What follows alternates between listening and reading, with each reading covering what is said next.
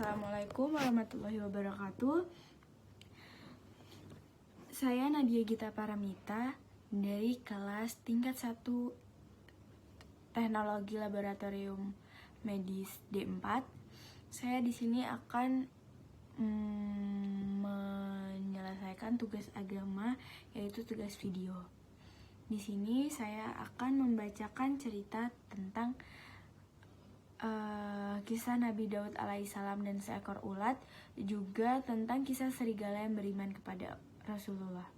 Yang pertama adalah kisah Nabi Daud dan seekor ulat.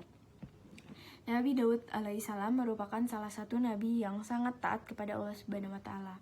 Ketaatan Nabi Daud membuat dia diberi kepercayaan untuk menyebarkan kitab Zabur. Suatu hari, beliau sedang berada di dalam suraunya sembari membaca kitab Zabur. Beliau melihat seekor ulat merah yang berada di sekitarnya. Kemudian beliau mengawasi ulat tersebut dan berpikir di dalam hati, apa yang Allah harapkan dari ulat kecil ini? Mengetahui pikiran Nabi Daud, Allah Subhanahu wa taala kemudian mengizinkan ulat tersebut untuk berkata layaknya manusia.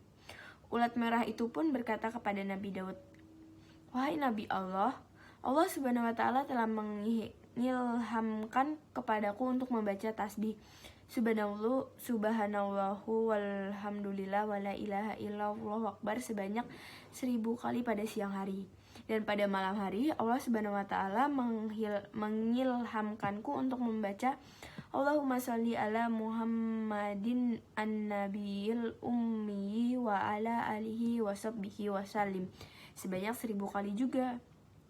Dan ulat tersebut pun berkata, Lalu apa yang dapat engkau katakan kepadaku agar aku mendapat faedah darimu ya Nabi Allah? Mendengar perkataan ulat tersebut membuat Nabi Daud tersadar bahwa dirinya hilaf. Ia telah memandang remeh makhluk Allah yang terlihat kecil dan tak bisa apa-apa. Padahal mereka bisa lebih dahsyat ibadahnya kepada Allah dengan caranya sendiri. Kemudian Nabi Daud pun memohon ampunan kepada Allah dan berserah diri. Pelajaran yang bisa kita ambil dari cerita ini adalah kita tidak boleh memandang rendah dan meremehkan orang lain seperti ulat di kisah ini. Meski terlihat kecil, namun ternyata mereka selalu ingat dan beribadah kepada Allah. Kisah yang kedua adalah kisah serigala yang beriman kepada Rasulullah. Dikisahkan pada masa kenabian Muhammad SAW, pada suatu daerah hiduplah seorang pengembala kambing. Pengembala tersebut harus mengurus ratusan kambing dan domba setiap pagi. Lelaki itu membawa seluruh hewan ternak yang diamati kepada seorang padang rumput dekat dengan oasis. Namun naas, suatu hari lelaki tersebut kecolongan seekor serigala berhasil menerkam seekor domba yang lepas dari kerumunan. Penggembala tersebut pun mengejar sang serigala dan menakut-nakutinya dengan ayunan tongkat. Domba yang menjadi buronan serigala bertubuh cukup gemuk sehingga serigala alami kesulitan saat membawa kabur. Sang gembala pun menarik paksa domba tersebut dari cengkraman serigala. "Wahai Fulan, mengapa engkau begitu zalim? Allah telah menetapkan domba itu sebagai rezekiku untuk hari ini. Mengapa engkau merebutnya dariku?" ujar serigala itu. Betapa terkejutnya pria ini ketika mendengar serigala itu bertutur kata layaknya manusia. "Kamu bisa bicara?" sang pengembala takjub. Mengapa engkau melihatku terheran-heran? Harusnya engkau tahu ada yang lebih mengherankan daripada seekor serigala yang bisa berbicara." "Apa itu?" kata sang gembala. "Apa itu?" "Di Madinah ada seorang nabi dan rasul yang Allah utus untuk sekalian alam. Namun banyak orang yang justru membangkang dan enggan beriman kepadanya. Nabi itu Rasulullah Muhammad SAW, papar serigala. Keesokan harinya, lelaki gembala itu pergi ke Madinah untuk menjumpai langsung sosok yang diceritakan serigala.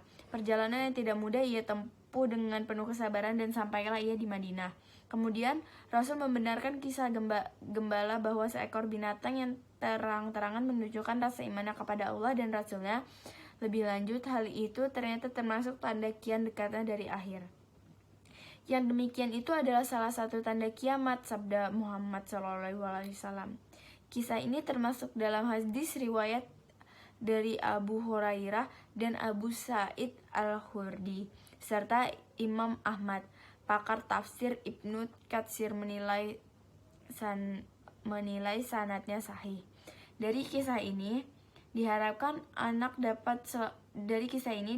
kita selalu dapat beriman kepada Allah Subhanahu wa taala dan untuk mempersiapkan hari akhir kelak.